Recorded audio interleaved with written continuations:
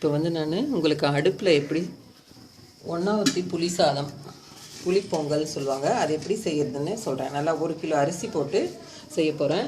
அடுப்பு பற்ற வச்சுட்டு பாத்திரத்தை வச்சிடணும். அதுக்கு விறகு அடுப்பு தான் பற்ற வச்சுருக்கேன். பாத்திரத்தை வச்சுட்டு எண்ணெய் விடணும். நான் வந்து வேர்க்கடலை எண்ணெய் தான் யூஸ் பண்ணுறேன். அதுக்கு அப்போ தான் நல்லா டேஸ்ட்டாக இருக்கும். நல்லா ஒரு 100-150 மில்லி எண்ணெய் மாதிரி விடணும். அதுக்கு விட்டுட்டு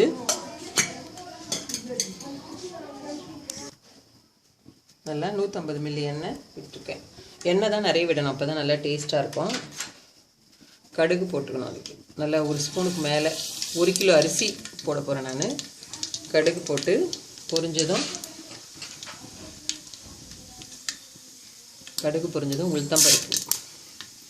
உளுத்தம்பருப்பு போட்டுக்கணும். கடலைப்பருப்பு, உளுத்தப்பருப்பு, கடலைப்பருப்பு போட்டுட்டு நல்லா ஃப்ரை பண்ணிக்கணும்.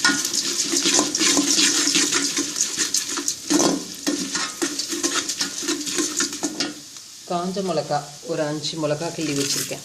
5-6 மிளகா காஞ்ச மிளகா, அதையும் போட்டுக்கணும். இது வந்து ஒன்றாவத்தி சாதம் கூட சொல்லுவாங்க. இதில் எல்லாமே போட்டு அரிசியும் அதிலே போட்டு நல்லா வேக வச்சுக்கணும். காஞ்ச மிளகா போட்டாச்சு பாருங்கள். பருப்புலாம் கொஞ்சம் கலர் மாறினதும் கருவேப்பிலை போட்டுக்கலாம்.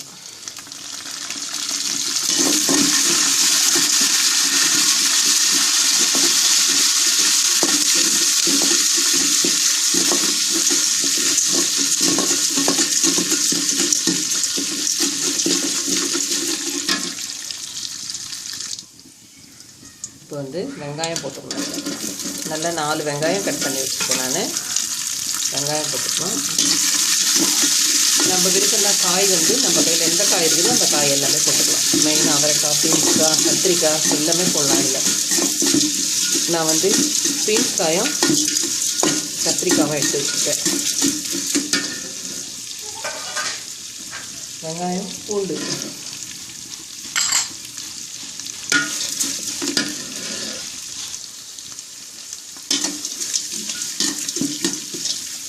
வெங்காயம் வதங்கணும். தக்காளி பழம் போட்டுப்போம். தக்காளி, பீன்ஸ் கட் பண்ணி வச்சுருக்கேன் நான். பீன்ஸு, கத்திரிக்காய் 4.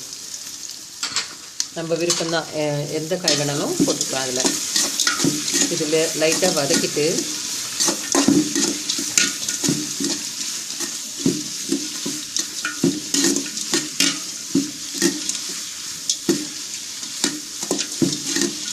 நான் வந்து இதில் 1 கிலோ அரிசிக்கு போட போகிறேன். நல்லா 7-8 பேருக்கு மேலே சாப்பிட்லாம். நல்லாயிருக்கும். மழை காலத்தில் இந்த சாதம் சாப்பிட்றதுக்கு ரொம்ப நல்லாயிருக்கும். புளி சாதம் மாதிரி இருக்கும், காய்கறி சாதம் மாதிரி இருக்கும், டிஃப்ரெண்ட்டாக இருக்கும் டேஸ்ட்டு. இப்போ வந்து நம்ம என்ன பண்ணணும், 2 ஸ்பூன் மிளகாத்தூள் எடுத்து வச்சுருக்கேன். அதுவும் இதிலே ஆட் பண்ணிடணும். மிளகாத்தூள், மஞ்சத்தூள் ஒரு 1/2 ஸ்பூன் மஞ்சத்தூள் போட்டு நல்லா வதக்கிடணும். வதக்கிட்டு புளி கரைச்சல் நான் நல்ல ஒரு 3 லெமன் சைஸ் அளவுக்கு புளி கரைச்சி வச்சுருக்கேன். இதில் இதை அப்படியே ஆட் பண்ணிடணும். புளி கரைச்சலும் இதிலே போட்டுடணும்.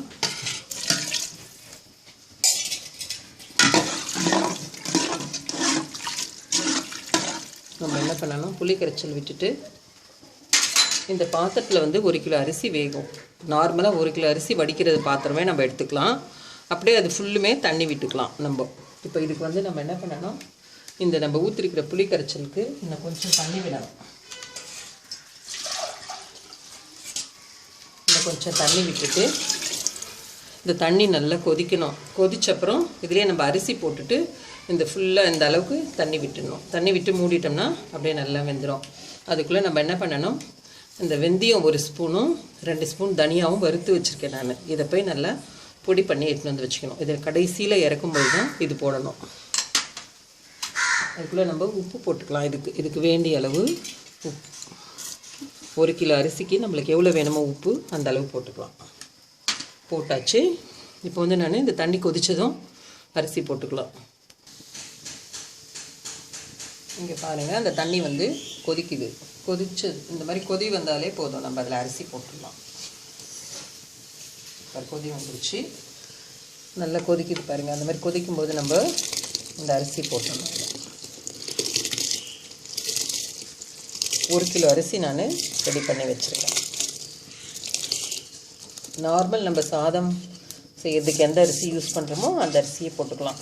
நான் வந்து இப்போ பச்சரிசி போட்டிருக்கேன். நம்ம விருப்பம் தான், எந்த வேணாலும் போட்டுக்கலாம்.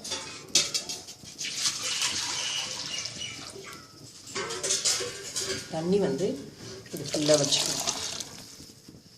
இந்த அளவு வச்சுக்கணும். 1 கிலோ அரிசினா இந்த அளவுக்கு நான் தண்ணி வச்சுக்குவேன். கொஞ்சம் கூட விட்டுக்கலாம். இது வேக வச்சா சரியாயிடும்.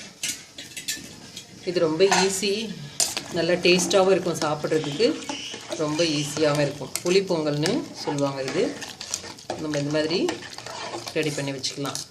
மேடம் எனக்கு அடுப்பில் தான் செய்ய முடியாது, கேஸில் தான் செய்யணும் அப்படின்னு சொன்னீங்கன்னா, கேஸ்லேயே குக்கர் வச்சு அதிலே எண்ணெய் விட்டு ஒன்று ஒன்றா வதக்கிட்டு 1 கப்பு அரிசினா 3 கப்பு தண்ணி அந்த மாதிரி எடுத்துக்கலாம். புளி தண்ணியும் அதிலே சேர்த்து கனெக்ட் பண்ணி விட்டு குக்கர்லேயே வச்சு சாப்பிட்லாம். அதுவும் நல்லாயிருக்கும். நான் வந்து இப்போ அடுப்பில் ரெடி பண்ணுறேன் உங்களுக்கு.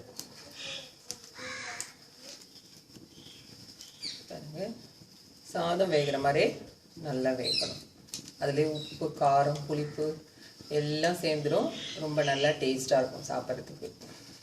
மழை சீசனில் நம்ம இதே சூடாக சாப்பிட்டா ரொம்ப நல்லா இருக்கும். பாருங்கள், இங்கே நல்லா சாதம் எப்படி வேகுதோ அதே மாதிரி வேகும். அப்படியே இந்த தண்ணி ஃபுல்லாக இழுத்ததை நம்ம அப்படியே அடுப்புலேருந்து விறகெல்லாம் எடுத்துட்டோம்னா அந்த அனல்லே வெந்து போயிடும். அப்படியே ரொம்ப ஈஸி. எங்கன்னா ஊருக்கு போயிட்டு வந்து சமைக்க முடியலன்னா கூட குக்கரில் எல்லாம் ஒன்றா போட்டு மூடி வச்சுட்டோம்னா அப்படியே எடுத்து சாப்பிட்லாம். ரொம்ப நல்லாயிருக்கும். என்ன ஒரு 10 நிமிஷம் ஆகும் இது ரெடி ஆகிறதுக்கு. அது வேகட்டும். இங்கே பாருங்கள், சாதம் எப்படி வேகுதோ அதே மாதிரி தான் வேகணும். இந்த பாருங்கள்,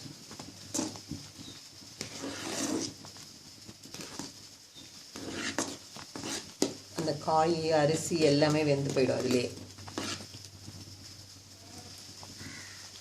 வேர்க்கடலை எண்ணெய் தான் நான் விட்டுருக்கேன். அதான் நல்ல வாசனையாக நல்லா இருக்கும்.